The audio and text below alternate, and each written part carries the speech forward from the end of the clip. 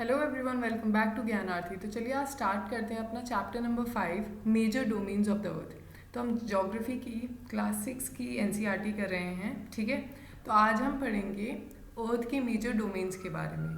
तो पहला डोमेन क्या है? First one is lithosphere, second is atmosphere and the third is hydrosphere. अब तीनों में फ़र्क क्या होता है? जो अर्थ का सॉलिड पोर्शन होता है हम उसे क्या कहते हैं? हम उसे कहते हैं लिथोस्फेयर। सॉलिड पोर्शन जैसे हमारा लैंड एरिया है जो है, ठीक है, जहाँ पे पानी नहीं है उस एरिया को हम कहते हैं लिथोस्फेयर, जिस पे हम चल सकते हैं, जिस पे हम रहते हैं। Okay, now the gaseous layer surrounding the earth is called atmosphere. Atmosphere किसे कहते हैं? जहाँ पे सारी गैसेज होती हैं, जैसे कि oxygen, nitrogen, carbon dioxide and another gases, okay, are found. water covers a very very big area of the earth's surface and this is called hydrosphere. अब आपसे अगर पूछा जाए कि कौन सा डोमेन सबसे ज़्यादा एरिया कवर करता है, तो याद रखिएगा कि वो है हाइड्रोस्फेयर।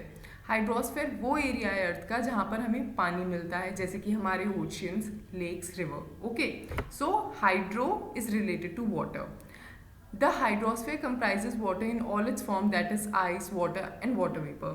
तो अगर आपसे पूछा जाए कि हाइड्रोस्फेयर क्या सिर्फ वो है जो हमें देखने में पानी है, जो हमें ओशियंस, रिवर्स, लेक्स में मिलता है? नहीं, हाइड्रोस्फेयर हर फॉर्म में जिसमें पानी मिलता हो, जैसे कि आइस को आप पिघलाएंगे तो पानी मिलेगा। वाटर तो है ही, वाटर वेपर होता है जो हमारे हवा में वाटर वेपर होते हैं, एयर में जो होते हैं वेपर्स वाटर के, उसे हम वाटर वेपर कहते हैं, ठीक है। और वाटर वेपर की वजह से ही बारिश होती है, ये हम आगे आने वाली क्लासेस में पढ़ेंगे। अब बायोस्फीयर क्या होता है? Biosphere is the narrow zone where we find land, water and air together which contains all forms of life. तो lithosphere plus atmosphere plus hydrosphere को हम कहते हैं biosphere. Okay, now first we learn about lithosphere. अभी हमने पढ़ा the solid portion of the earth is called lithosphere. It comprises the rocks of the earth crust and thin layer of soil that contain nutrient element which sustain organism. अब आपको पता होगा कि majority of पेड़ पौधे, आपके plants जो हैं वो आपके धरती पर ही उगते हैं, वो आपके लैंड पर उगते हैं, ठीक है। तो ये वो लेयर होती है दैट कंटेन न्यूट्रिएंट एलिमेंट्स, जिसकी वजह से लाइफ जो है वो सस्टेन हो पाती है. There are two main divisions of earth surface. The large land masses are known as continents and the huge water bodies are known as ocean basins. तो जो large land masses होते हैं उन्हें हम कहते हैं continent. Land masses का मतलब जो land होता है, ठीक है, जो land होता है, land के बड़े बड़े एरियाज, जैसे कि हम आगे पढ़ेंगे एशिया, अफ्रीका, यूरोप, ठीक है, इन्हें हम कहते हैं continents. और जो ह्यूज वाटर बॉडीज होती हैं, जैसे कि हमारी ocean, Pacific ocean, Atlantic ocean, okay, तो इन्हें हम कहते हैं ओशन बेसिन्स. और याद रखिएगा कि वर्ल्ड में जितने भी ओशंस हैं, पूरी धरती पे, पूरी पृथ्वी पे जितने भी ओशंस हैं वो एक दूसरे से कनेक्टेड हैं. All the oceans of the world are connected with one another. The level of sea water remains the same everywhere. Level sea water का ये होता है कि आप जहाँ से आपके ओशंस शुरू हो रहे हैं वहाँ से ऊपर तक, ठीक है, जो आपका सी वाटर लेवल होता है वो पूरी पृथ्वी पे समान रहता है. इस सेंटेंस का ये कहना है. Elevation of land is measured from level of the sea which is taken as 0. आप कभी रेलवे स्टेशन पे गए हो, आपने कभी ट्रेन पकड़ी हो, तभी आप बहुत छोटे हैं, आप जब जाएंगे कोविड के बाद तो आप देखिएगा क्या होता है कि वहाँ पे लिखा होता है, आपकी जगह का नाम लिखा होगा जहाँ पे आप होंगे, और ये लिखा होगा above sea level, 3,300 feet above the sea level, metres above the sea level. तो वो क्या होता है कि सी लेवल से आप जहाँ पर हैं वो जगह कितनी ऊंची है, ठीक है, कितने एलिवेशन पर है.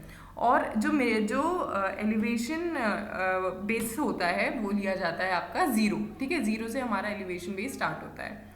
तो ये हमारा पूरा एक तरीके से कॉन्टिनेंट्स और ओशियंस दे रखे हैं वर्ल्ड के, आप देख सकते हैं. ये नॉर्थ अमेरिका है, ये साउथ अमेरिका है, ये अफ्रीका है, ये यूरोप है, ये एशिया है, ये ऑस्ट्रेलिया है, और इधर ये एंटार्क्टिका है, ठीक है. और ये आपके इंडियन ओशन, सदर्न ओशन आपका एंटार्क्टिका के ऊपर है, अटलांटिक ओशन आपके नॉर्थ अमेरिका और साउथ अमेरिका को कवर कर रहा है. इधर ये आपका आर्कटिक ओशन है जो कि यूरोप के ऊपर पड़ रहा है, ठीक है. और इधर आपका पैसिफिक ओशन है जो ऑस्ट्रेलिया से आपके ईस्टर्न साइड पे पड़ रहा है. Okay, now the highest mountain peak, world की हाईएस्ट माउंटेन पीक याद रखिएगा कौन सी है? माउंट एवरेस्ट, जो है 8,848 metre above the sea level. Sea level से ये 8,000 8,848 मीटर अबव है and the greatest depth of 11,022 metre is recorded at Mariana Trench in Pacific Ocean. तो अगर आपसे पूछा जाए कि सबसे हाईएस्ट पीक कौन सी है, हाईएस्ट माउंटेन पीक कौन सी है, तो वो तो माउंट एवरेस्ट है। और सबसे गहरी जो डेप्थ है वो कौन सी है, तो वो है मारियाना ट्रेंच में, और ये पैसिफिक ओशन में सिचुएटेड है।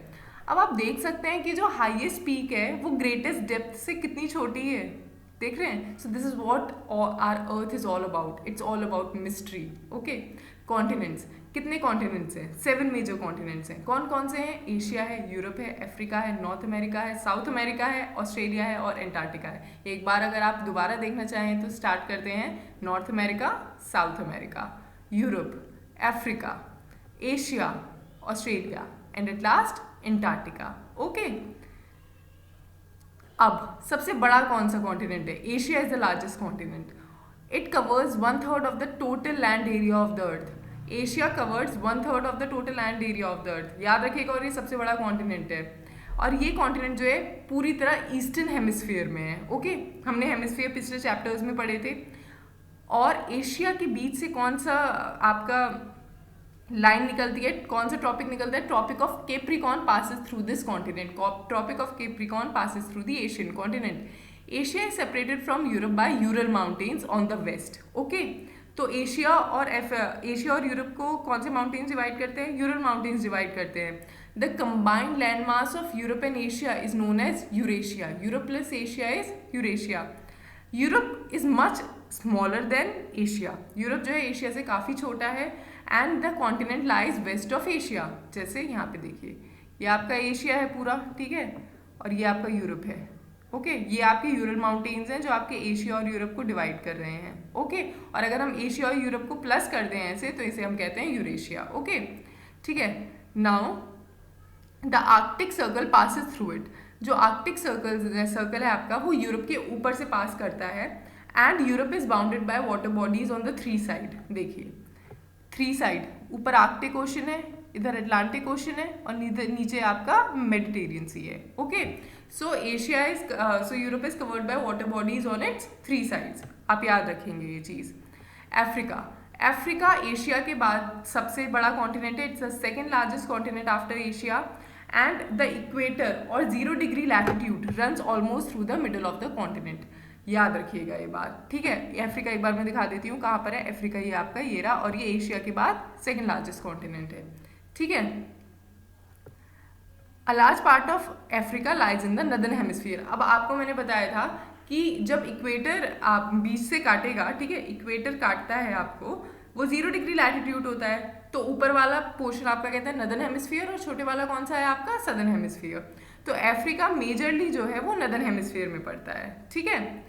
और ये याद रखिएगा, ये सबसे इंपॉर्टेंट है। ये अगर आप बाद में भी गवर्नमेंट एग्जाम्स देते हैं, कोई भी एग्जाम देते हैं, तो ये क्वेश्चन बहुत आता है कि उस कॉन्टिनेंट का नाम बताओ जिससे ट्रॉपिक ऑफ कैंसर, इक्वेटर और ट्रॉपिक ऑफ कैप्रिकॉर्न तीनों पास करती हैं, और वो कौन सा है? वो है अफ्रीका। ओके, सहारा डेजर्ट जो है वो वर्ल्ड का सबसे बड़ा हॉट डेजर्ट है and it is located in Africa. Sahara desert कहाँ लोकेटेड है? अफ्रीका में, और ये वर्ल्ड का सबसे हॉटेस्ट डेजर्ट है। The continent is bound on all side by oceans and seas. देखिए, अब देखिए, अफ्रीका ऊपर से मेडिटेरियन सी, इधर से अटलांटिक ओशियन, वेस्ट से साउथ से सदर्न ओशियन, और इधर से आपका ईस्ट से आपका इंडियन ओशियन। तो ये तो चारों साइड से आपका वाटर बॉडीज से कवर्ड है, ठीक है। द सारा okay, so you will notice that the world longest river. अच्छा, याद रखिएगा, वर्ल्ड की जो लॉन्गेस्ट रिवर है वो नाइल है, दैट पासिस थ्रू अफ्रीका। लेकिन जो वर्ल्ड की लार्जेस्ट रिवर है, ठीक है, लॉन्गेस्ट का मतलब होता है लंबी, लार्जेस्ट का मतलब सबसे बड़ी, वो है आपकी अमेजन, जो है आपकी साउथ अमेरिका में, ठीक है। तो आप याद रखिएगा, north America is the 3rd largest continent of the world. सबसे लार्जेस्ट कौन सा? एशिया, सेकेंड लार्जेस्ट अफ्रीका, और 3rd लार्जेस्ट है आपका North America. It is linked to South America by a very narrow strip of land called isthmus of Panama. तो North America और South America को कौन जोड़ता है? ये एरिया, और इसे हम क्या कहते हैं? Isthmus of Panama. Okay, we call it isthmus of Panama. South America lies mostly in the southern hemisphere. अब अफ्रीका क्या था, Africa lies mostly in the northern hemisphere, but South America जो है वो आप याद रखेंगे that South America lies mostly in the southern hemisphere. इसका मतलब कि साउथ अमेरिका का मोस्टली एरिया जो है वो सदर्न हेमिस्फीयर में है, इक्वेटर के नीचे है, इक्वेटर के साउथ में है, ठीक है। The Andes world's longest mountain range runs through its length from north to south, ऐसे, ठीक है, इस तरीके से north to south, sorry this is highlight, okay okay wait, तो ऐसे करके, ठीक है, ऐसे करके आपकी जो इंडिस है, इंडिस क्या है, वर्ल्ड की लॉन्गेस्ट माउंटेन रेंज है which runs through its length from north to south. South America has the world largest river the Amazon, देखिए यहाँ पे क्लियर हो गया। अब व्हाट इज अ स्ट्रेट, ये पढ़ लेते हैं। The straight is a narrow passage of water, याद रखिएगा कि स्ट्रेट जो है वो एक बहुत ही पतला सा पैसेज है वाटर का, जो दो बड़ी large water bodies like sea and ocean को कनेक्ट करती है, ठीक है। और ये स्ट्रेट हमारे इंडिया और श्रीलंका के बीच भी कनेक्ट करती है, इसे हम पाल्क स्ट्रेट भी कहते हैं, ठीक है। पाल्क स्ट्रेट आपको याद रखने की जरूरत नहीं है, but a straight also connects India and Sri Lanka. Australia जो है वो वर्ल्ड का सबसे छोटा कॉन्टिनेंट है और ये एंटायरली सदर्न हेमिस्फीयर में है, ठीक है। It is surrounded on all side bye oceans and water and is called an island continent. तो अगर आपसे एग्जाम में पूछें आइलैंड कॉन्टिनेंट कौन सा है भाई, तो इट इज ऑस्ट्रेलिया।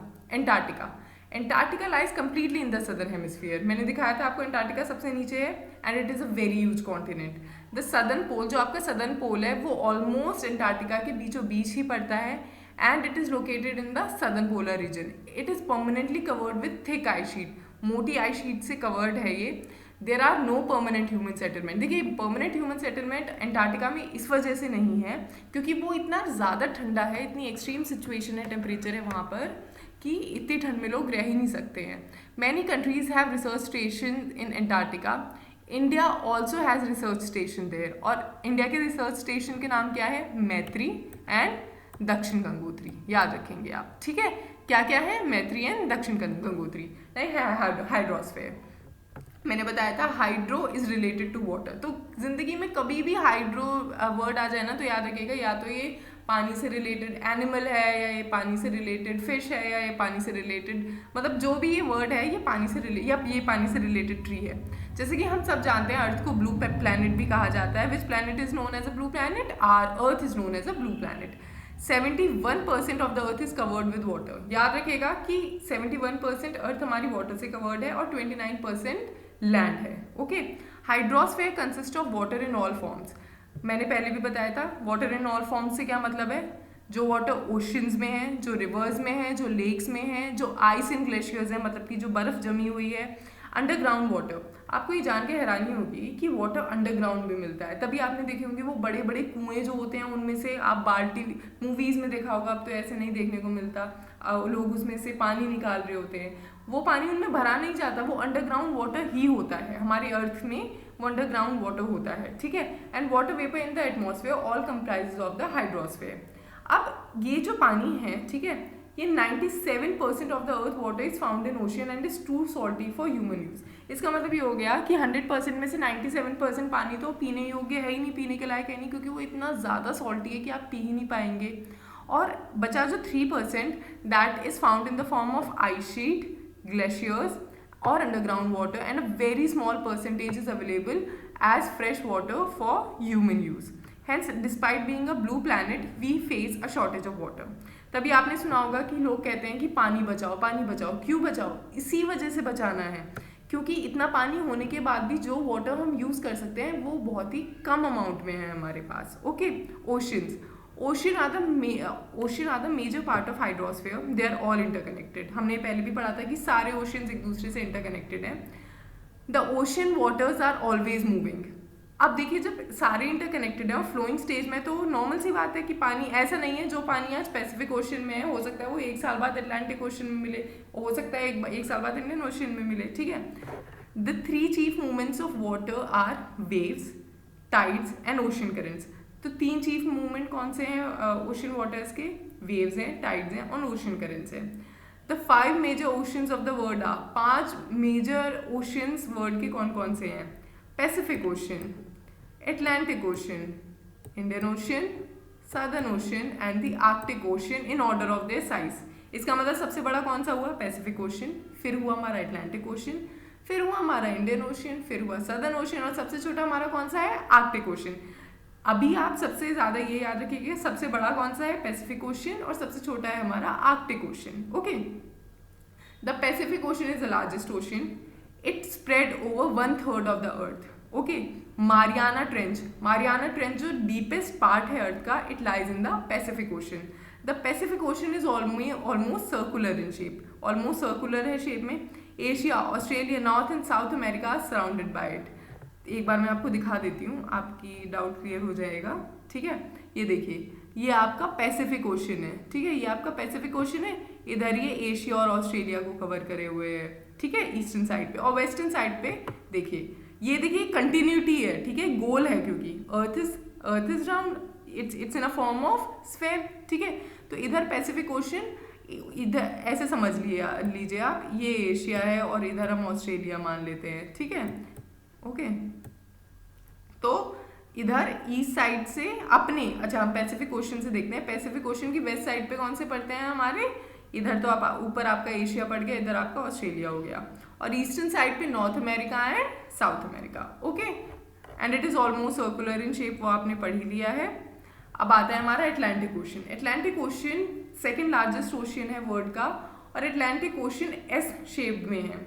अब it is flanked by the north and the south America on the western side and Europe and Africa on the eastern side. देखिए, ठीक है, ये हमारा अटलांटिक ओशन है, तो इधर की साइड पे तो नॉर्थ अमेरिका और साउथ अमेरिका हो गया वेस्टर्न साइड पे, और ईस्टर्न साइड पे हमारा यूरोप और अफ्रीका को ये कवर कर रहा है। ये यहाँ से लेके ये यहाँ तक। ठीक है, ये हमारा अटलांटिक ओशन है। आई होप आपको समझ में आ गया होगा, नहीं भी आया तो आप नीचे कमेंट सेक्शन में मेंशन करिएगा, मैं दोबारा वीडियो बनाऊंगी आपको जो भी क्वेरी होगी। ठीक है, it is flanked by the other. Okay, the coast line of the Atlantic ocean is highly indented. Highly indented मतलब कि यूनिफॉर्म नहीं है, जिसे कहते हैं ना खड़दरी, टूटी फूटी है। This irregular and indented coastline provides ideal location for natural harbours and ports. अब देखिए, ये जो ऐसी इंडेंटेड लाइन होती है ना, ये एक बहुत ही अच्छी सिचुएशन क्रिएट करती है, जिससे वहाँ पर पोर्ट्स और हार्बर्स बन सकें, जहाँ से एक्सपोर्ट इम्पोर्ट का मटीरियल आ सके। From the point of view of commerce, it is the busiest ocean. तो सबसे बिजिएस्ट ओशन कौन सा है, इट इज़ अटलांटिक ओशन। फिर आता है हमारा इंडियन ओशन, और इंडियन ओशन इकलौता ऐसा ओशन है जो किसी कंट्री के नाम पे बेस्ड है, और बहुत ही ये सम्मान की बात है कि ये इंडिया के नाम पे बेस्ड है।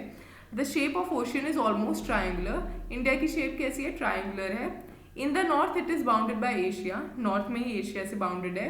In the west by Africa and in the east by Australia. अब आता है आपका southern ocean. Southern ocean encircle the continent of Antarctica. Antarctica के ऊपर पड़ता है ये, and extend northward to 60 degree south latitude. Okay, अब आता है आपका सबसे छोटा ocean, which is the Arctic Ocean. The Arctic Ocean is located within the Arctic Circle and surround the North Pole. It is connected with the Pacific Ocean by a narrow stretch of shallow water known as the Bering Strait. It is bounded by the northern coast of North America and Eurasia. देखिए, जो Arctic ocean है, हम सबको पता है कि वो सबसे छोटा ओशन है। ठीक है, और ये नदर्न हेमिस्फीयर के को सराउंड करता है।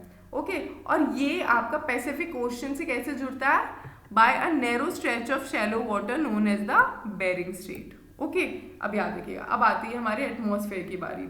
The earth is surrounded by a layer of gas known as the atmosphere.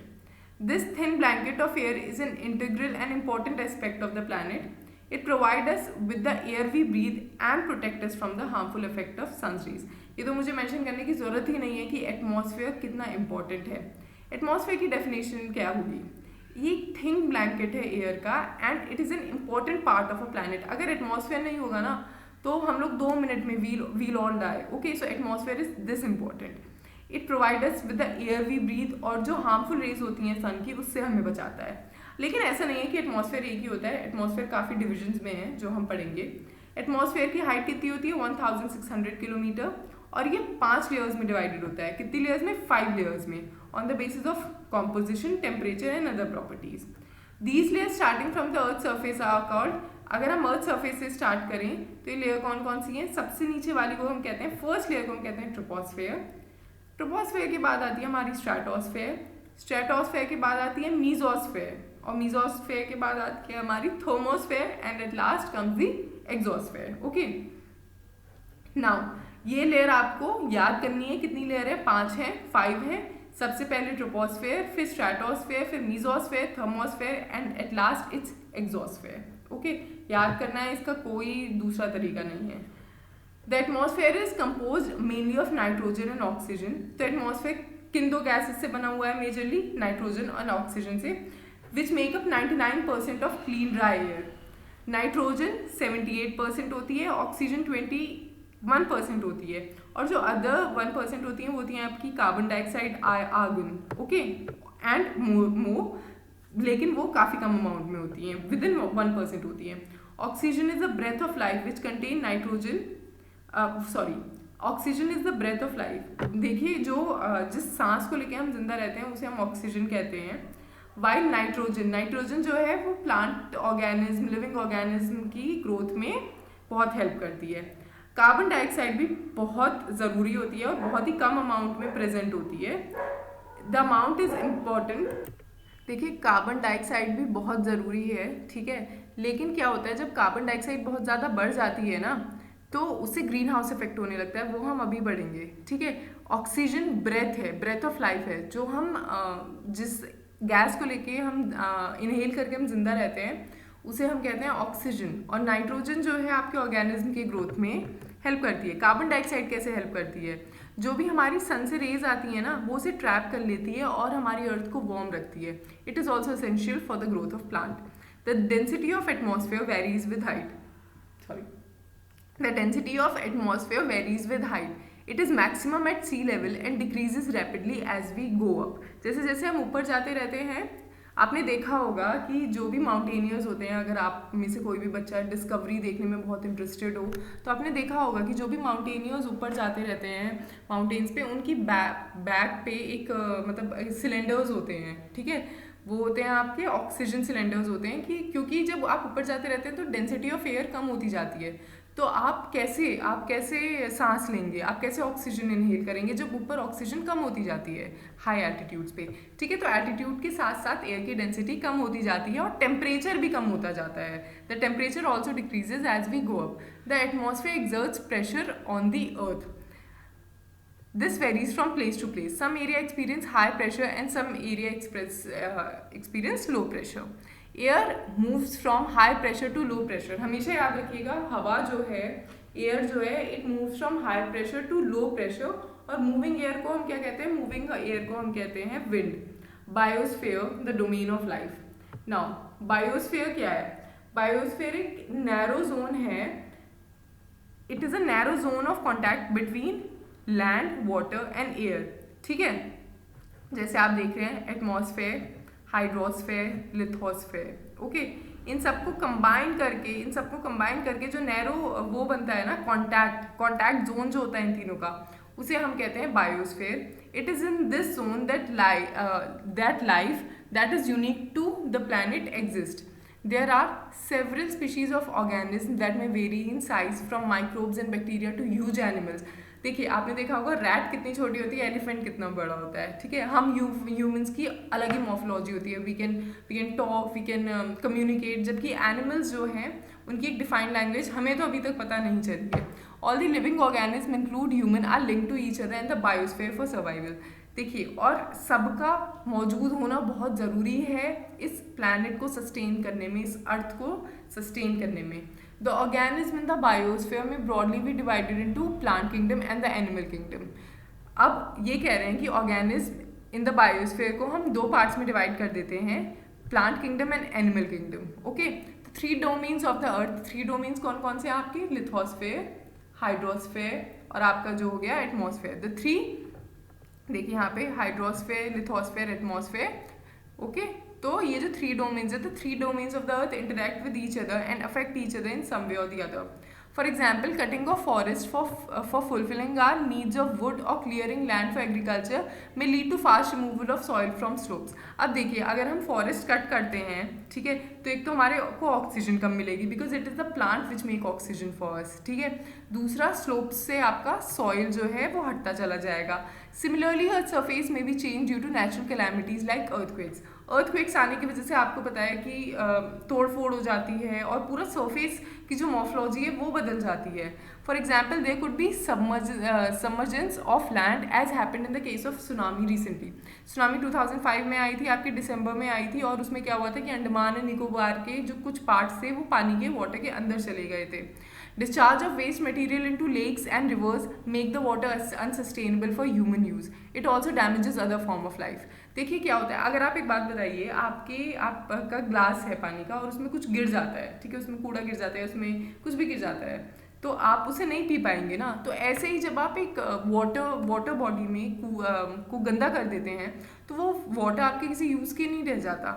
Emission from industry, thermal power plants and vehicles pollute the air. Carbon dioxide is an important constituent of air. देखिए, हम carbon dioxide का atmosphere में होना बहुत ज़रूरी है, लेकिन जब कार्बन डाइऑक्साइड जो है ज़्यादा अमाउंट में बढ़ जाती है ना, ये टेम्परेचर बढ़ाती है, और टेम्परेचर बढ़ने से क्या होता है कि गर्मी ज़्यादा बढ़ जाती है, और गर्मी ज़्यादा बढ़ने से क्या होता है, हमारे ये जो ग्लेशियर्स वगैरह होते हैं ये वो पिघलने लगते हैं और सी लेवल राइज हो जाता है. सी लेवल राइज होता है तो हमारा लैंड जो है वो पानी के अंदर आ जाता है. तो आप देखते हैं फिर हमें लैंड यूज़ कैसे करेंगे जब हमारा लैंड जो है वो पानी के अंदर जाता जा रहा है, ठीक है. और जो हमारा कंजप्शन का वाटर है उसकी तो स्कार्सिटी होती जा रही है क्योंकि वो तो ओशियंस में मिलता जा रहा है, ठीक है. तो आप देख रहे हैं ये सब कितना इंटरकनेक्टेड है, कितना ज़्यादा इंटरकनेक्टेड है. This is so vast, right. तो ज़्यादा amount of carbon dioxide is also not good.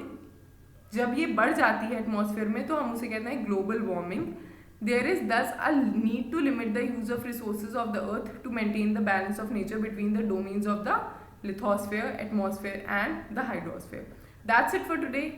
ये जब पूरे चैप्टर्स कंप्लीट हो जाएंगे तो हम ये क्वेश्चन आंसर्स एक बार अलग से डिस्कस करेंगे, ठीक है. और बाकी किस किस चीज़ पे वीडियो बनाऊँ आप प्लीज़ कमेंट सेक्शन में मेंशन करिएगा. Thank you so much.